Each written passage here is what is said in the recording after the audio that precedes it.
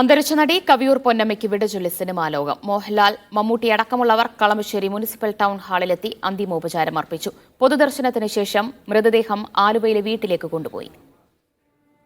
കൊച്ചിയിൽ സ്വകാര്യ ആശുപത്രിയിലെ മോർച്ചറിയിൽ സൂക്ഷിച്ചിരുന്ന കവിയൂർ പൊന്നമ്മയുടെ മൃതദേഹം 9 മണിയോടെയാണ് കളമശ്ശേരി മുനിസിപ്പൽ ടൗൺ ഹാളിൽ എത്തിച്ചത്.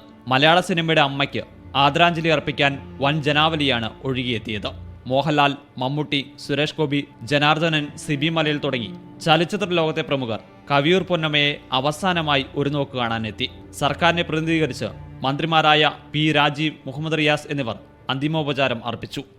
ഞങ്ങളെ സംബന്ധിച്ചിടത്തോളം, നമ്മുടെ പ്രേക്ഷകരെ സംബന്ധിച്ചിടത്തോളം, മലയാളിയെ സംബന്ധിച്ചിടത്തോളം ഒരു വലിയ പാരമ്പര്യത്തിൻ്റെ വലിയ വിയോഗം തന്നെയാണ്. ഒരു പാരമ്പര്യത്തിൻ്റെ കടന്നുപോകൽ കൂടിയാണ്. പ്രതിപക്ഷ നേതാവ് V D Satheesan, Hibi Eden MP, Anwar Sadath MLA തുടങ്ങി രാഷ്ട്രീയ രംഗത്തെ പ്രമുഖരും കവിയൂർ പൊന്നമ്മയ്ക്ക് ആദരാഞ്ജലി അർപ്പിച്ചു. വൈകിട്ട് 4 മണിക്ക് ആലുവ കരുമാരൂരിലുള്ള വീട്ടുവളപ്പിലാണ് സംസ്കാര ചടങ്ങുകൾ നടക്കുക. മീഡിയ 1 കൊച്ചി.